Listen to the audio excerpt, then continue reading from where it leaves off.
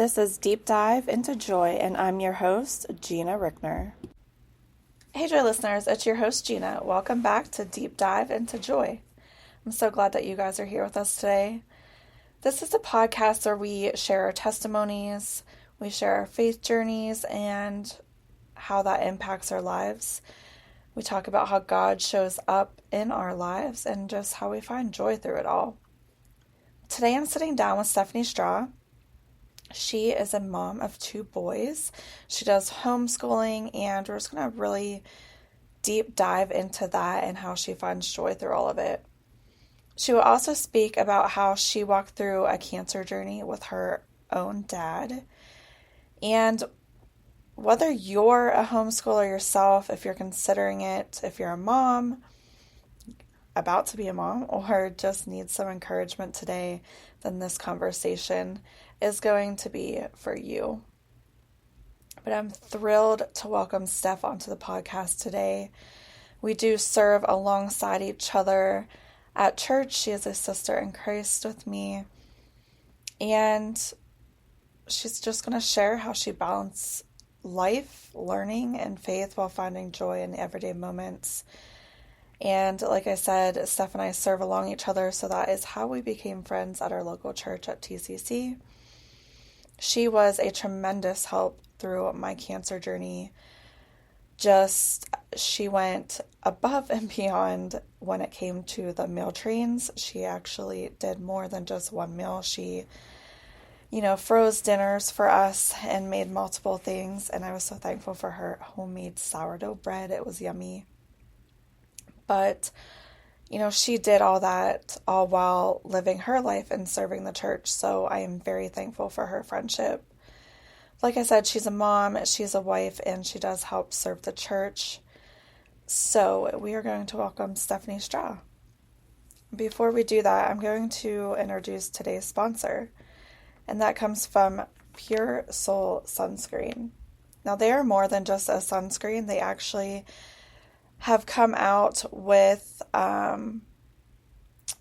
a brush-on bug spray and a new moisturizer.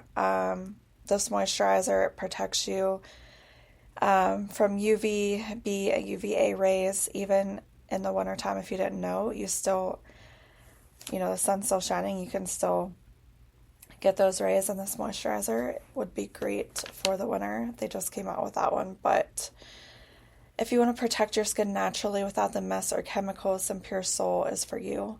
They're 100% mineral-based, made with non-nano zinc oxide.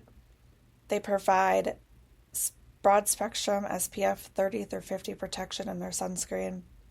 It's reef-safe, skin-safe, and mom-approved. Now, what's special about Pure Soul is they have easy application. It's for any time, anywhere. This is a brush-on powder, so it means no greasy residue, no white cast, and no need to reapply with your hands. You just tap, brush, and go. That goes for their sunscreen and their bug powder that they just came out with. So it's perfect for all skin types. Gentle enough for sensitive skin, tough enough to block the UVA, UVB rays. You can wear it alone or even over your makeup. You can choose multiple shades, even ones that have a little hint of shimmer, which is really pretty. And they have the cutest bottles too. They come in themes most of the time. You can also find an SPF lip gloss and chapstick along with, like I said, their daily moisturizer. Clean, conscious, convenient, free of harmful chemicals, because your skin deserves the best care. Protect your glow the Pure Soul way. You can grab yours today and brush on with confidence all day long. Use my link for 20% off. That is www.soulbrush.com/deepdive all capital. You can use my code DEEPDIVE all capital at checkout if it doesn't automatically populate for you, which it should. And I will list this link in the show notes. It is also on my Facebook and Instagram page under highlights. That is Pure Soul, because your skin deserves better without the mess. Okay, Steph, I just want to welcome you to the podcast. Thank you for taking the time out of your day to be here with me. But I start every podcast just with a fun little question. What is your favorite drink?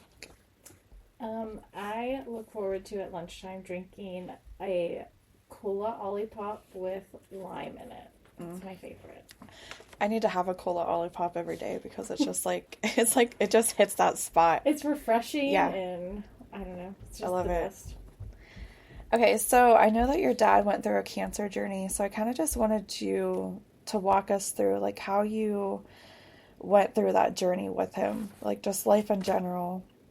And I'll ask you some questions afterwards. Um, so I remember the day that he told me he had been having a lot of stomach pains and everything, and I couldn't figure out, like, he went to the doctor and we were all just like, what could it possibly be? And he called, they had seen a doctor in Pittsburgh, and he called, and I was sitting in my car at my in-laws, and they were going back and forth about what stage it was. So he was calling me, and they were going back and forth about the stage of it, and I'm sitting there bawling, and he was like, "Okay, I have to call your brother." Did they say the stage? It There's still some discrepancy about it. It was Okay. either stage 1 or stage 4, but when they finally did the Whipple a couple months later, they had gotten all of the tumor, so they were pretty confident that nothing would be Okay. a problem. So he went through chemo and everything, and every chemo that he did, I think he did them Monday mornings. So every time he went to chemo, I would write him a little letter and send it down, either come down Sunday and give it to him, or send it down the week before so that he could read it. And That's so sweet. I made him this little care package to take with him. I gave him a blanket and slippers, and I got him a little lunchbox so that he could have snacks and everything with him. And he always tells me that the notes and just people that were at their church who stepped up and like just brought the joy of life and God to him. He's like, if I wouldn't have had that, I can see how so many people struggle with their diagnosis and not making it. So I've always been a daddy's girl. So all of those things just make me so grateful that he was able to overcome that. And in June, he saw his oncologist and his primary physician. And his primary physician was like, so the doctor wrote in your notes that he believes you were healed. And he's like, I just want you to know that this doctor never does that. So Wow. you know that this is like a good thing. That's awesome. Yeah. Every doctor should do that. Yes. Wow. So I know that, you walked through that personal journey with him, but I also want to go over a little bit about homeschooling because, which I didn't, I just learned about you today. You have your teaching degree. I didn't know that, but you do homeschooling with your kids. So let's talk a little bit about your why you do that and just kind of how you got into all that and what led you there. When Dustin and I first got married, I was adamant that there was no way I would ever teach my kids because I love my kids, but that was to me, I needed that separation because as a stay-at-home mom, I spend my day with my kids all the time anyway, but I didn't want to be responsible for instilling all of those things in them. But then we had heard rumors and stuff about the school district that we were in, and I was just like, this is stupid. I can do this. I should just do it. So we pulled my oldest at that point, and I started, and it's still a learning curve. I don't get along with my oldest most of the time when I teach, so Yeah. we go day by day, subject by subject, and see what happens. 15 minutes at a time. Yeah. Were you nervous to jump into that, or since you had your teaching degree, it wasn't like a big deal to you? I'm still nervous. There's Yeah. still days where I'm like, I'm not doing well enough. We have had a discussion about putting him into a cyber homeschool, and I sit there and I think, I'm like, he's probably not on par with other kids his age necessarily, but because homeschool is so different where they don't have to have those same requirements that school districts ask for, that we can take it easier, and like just day-to-day living has so many things that kids don't learn in school that we can teach them. And I still think about putting him in the cyber school, but I'm still just like, if he's so far behind, then what? That's just going to make me so much more miserable. So Yeah. That's Caitlin went into cyber last year for different reasons because of girls just being girls. But I feel like she did so much better. It was so much better for her mental health. And it shocked me because I think it only took her maybe 2 hours out of the day to do like, I think she would have had maybe, I want to say 4 classes because she went to Votech. So that split up her day, but it only took her maybe 2 hours at the most to do her work. when I first I was like, that's crazy that they're sitting in school 8 hours a day when they can be home and get so much more instruction and one-on-one time and learn so much more. Like, it's just crazy to me. when I first started doing my research to homeschool, I found this chart multiple places where it said that as a kindergartner in first grade, the amount of work that you should do a day with your kid is 15 to 30 minutes. Wow. And then for each grade year, you add on 15 to 30 minutes more. So as a third grader, you should be doing like an hour and a half to 2 hours of work every day. Wow. So what are we filling them up with? Yeah. The other 4 hours. Their bathroom breaks, lunch, recess, which they need, but still, like all of the things that they could be doing to be a kid, and they're sitting there just dealing with so many other issues. Yeah. That's what I love about it. It's like you can get your work done, learn just as much, and then go outside and get some fresh air, get some sunshine. Like, I don't know, it just amazes me, but my son doesn't want to do it because he wants to be with his friends.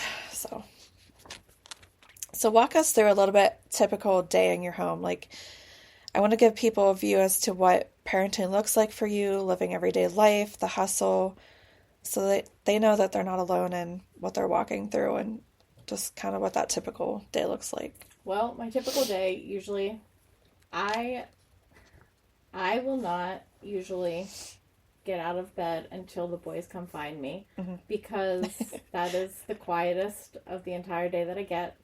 So usually the boys are up about like 6:30, and they'll come find me 7:30 and 7:38 and ask for breakfast. So we'll do breakfast, and then we jump right into school. School usually takes us, depending on cooperation, like 2 hours. So they have school, then they do whatever, have lunch. If mom needs some extra quiet time, I make them take a nap, especially if they're being mean to each other. And then they have the rest of the evening to do whatever they want. Yeah. Sounds like It's a pretty chaos, good day to me. But well, yeah. That's everyone. How does God help you through your hard days? Oh, it's the old saying where time flies and you don't, like, this is it. Like, this is the days. These are the days. That's so funny you say that, because the girl I had on before you just earlier, that was her. Like, she just totally went over that. These are the days, like, because her kids are younger. And one of the rapid fire questions was, like, what is the most phrase used in your household? And it was, these are the days. Yeah. That's so funny you bring that up. They're so going weird. to be gone. Like, it's, enjoy it now. And there are days where Dustin walks in and I'm like, I'm done. I can't tap life out anymore. I just need to just exist, but not be asked questions. But I know that even though this day was hard, that God's picked me up and I can start the next day fresh, because that's just how it works. Yeah, every morning's new. Yeah. So this podcast is all about finding joy in everyday life. So how do you do that? Being a stay-at-home mom and homeschooling, I I think one of my favorite ways to find joy is like I'm teaching Wyatt to read right now. And the other day we were spelling words and we were doing sight words. And I said to him, I said, okay, how do you spell this word and what is it? And he was like, it's cat, C-A-T. And I said, Wyatt, guess what? And he's like, what? I said, you just read. Wow. Because he's wanted to read, but he hasn't wanted to put forth the effort. Mm-hmm. And he's like, he rolled his eyes at me and he's like, ah. And I said, aren't you so excited? And he's like, yes. But you could see the smile on his face. He was proud like he of got himself. it, yeah. And those moments, seeing them just get something is just so rewarding. And to know that I was able to help them get to that path is a great feeling. Yeah.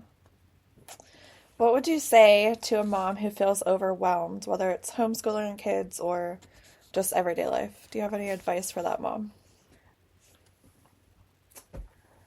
The years are short, even though the days are long. Mm-hmm. It's a time right now, and it might be rough, but tomorrow's start fresh and don't hold on to the things that plagued you yesterday. Yeah. So I like to ask everyone these questions. If you could tell your younger self one thing, what would that be? Don't go to school to be a teacher. I really... Change your career path. Yeah. I really don't know. Like, I have been so blessed. I came from a family where we got to travel and do all of the things. My parents were so supportive of me.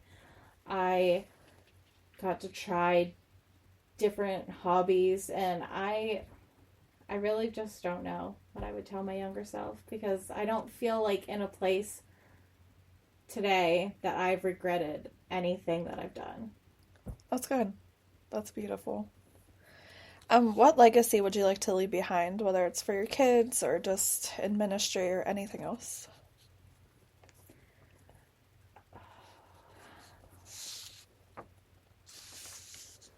I don't know. I haven't hard thought question. about those things. There used to be a song. It was an old Christian song by Nicole something or other, and it was called Legacy, and it talked about this, and I used to sing it all the time. But I just want my kids to grow up and be like, I had a good childhood, because you see so many times these days where you might see a kid and you question just by the look on their face if they have a safe place, if they have happiness, if they know what it's like to have 3 meals a day or a hug from a parent or anything like that. And I just want my kids to say, I had a good childhood. I had a safe home. That's what I strive for, because I didn't really, yeah. And I had that, so it's not like it's something that's foreign to me, but I know that I can get, my oldest is just like me, and I know that there are some days where I am probably not the nicest person to him, and he gets angry with me, but I'm like, I still want you, no matter what I say in those moments, I still want him to know that his childhood is good. And we actually talked about this the other day. He was watching an episode of Full House, and it was Stephanie's friend had come over to help with a school project, and she was talking to her friend, and he's like, I didn't tell my dad I have to go home. And she's like, why? What's going to happen? He's like, I have to get home. And she had thought back to something, and it come to find out that her her friend had a bad home life, and Jackson was questioning it. And I told him, I said, Jackson, there are people who don't feel the kind of love and care that you get in this house, even on the days where you think that you're being mistreated. Yeah. These are the things that you have to see about the world that is horrible, and we try to shelter you from. Yeah, we can't guard you from everything. You still need to know them. Yeah. So I just want them to grow up and be like, I had a good life. Yeah. I don't know if you have this prepared. If not, it's okay. But do you have a favorite Bible verse? I forgot to add that on there. I'm sorry. I do. It is 2 Corinthians 12:9. But he said to me, my grace is sufficient for you, for my power is made perfect in weakness. Therefore I will boast all the more gladly about my weaknesses, so that Christ's power may rest on me. I just feel like it's perfect because I struggle with never feeling like I've done enough, or I've been, perfect's not the right word, but I've been good enough. Mm-hmm. And it's nice to know that even in my worst, that God's love is never going to fail me. Yeah. So true. We paused this episode to bring to you Divi. They have all your hair care needs. Divi products are clinically tested, science-backed. They have vegan ingredients, and they are community loved. So my favorite product right now is their shampoo. It's a scalp reset, and it's great for wintertime, especially whenever your scalp is feeling dry. It just gives you that boost. And my other favorite product from them is the hair serum, which it does help your hair grow. I see baby hairs coming back already with mine. And that was a really big deal during my cancer journey because I was losing a lot of hair. So Divi came to the rescue when it came to that. So they have things like shampoo, conditioner, whipped hair mask. They have dry shampoo that they just came out with, hair vitamins, all sorts of things. But you can use my link at diviofficial.com/deepdive, all capital. This gets you 15% off your order. Don't miss out on this incredible deal. And don't let your hair and scalp go another day without Divi. So I would like to end the conversation with just some verses on what the Bible tells us about being moms. And I always like to give verses to back up the conversation with God's truth. That way you can go and dive into the Bible for yourself and read what it has to say. But in Proverbs 31:28-29, her children rise up, and all her blessed and husband also, and he praises her. So a mother who walks in wisdom and fear of the Lord is honored in her home. And God values the everyday faithfulness of mom. It truly is a ministry being a mom. So don't just put it off to the side and think that you're not doing anything when it comes to parenting your children. It really is a big ministry, just being a mom in itself. In 2 Timothy 1-5, Paul praises Timothy's sincere faith, which first loved in his grandmothers Lois and mother Eunice. Lessons here is a mother's faith can shape generations. And in Proverbs 1:8, do not forsake your mother's teaching. Moms have the role of instruction, not just in behavior, but in wisdom, character, and the things of God. So God sees the sacrifice of motherhood. In Galatians 6:9, let us not grow weary in doing good. For moms who feel tired or unseen, this is a promise that your sowing will one day bear fruit. And a mother's influence is powerful. In Exodus 2:1-10, the story of Moses' mother shows incredible courage and trust in God. Her faith set Moses on the path to becoming a deliverer of Israel. And last but not least, motherhood is not measured by perfection. The Bible is full of real imperfect mothers like Sarah, Hannah, Mary, and others who leaned on God. In Luke 1:38, Mary's response, I am the Lord's servant. The heart of a godly mom is not about control, but surrender. So in summary, being a mom is a sacred role filled with teaching, nurturing, sacrifice, love, praying, trusting, and shaping in unseen ways. And God sees it all. He walks with moms, the chaos and the calm, strengthening them each step of the way. Okay, Steph, let's have a little fun. We're going to do some rapid fire. What is your favorite homeschool subject to teach? English. What is your least favorite? Math. Yeah. Your go-to comfort snack? Do you have one? Middlesworth barbecue potato chips. Oh, good one. Coffee or tea? Coffee. Yeah, for sure. Early bird or night owl? Night owl if I have a good book, but usually early bird. Go-to dinner when you're out of energy? Grilled chicken salad. I could go for one of those right now.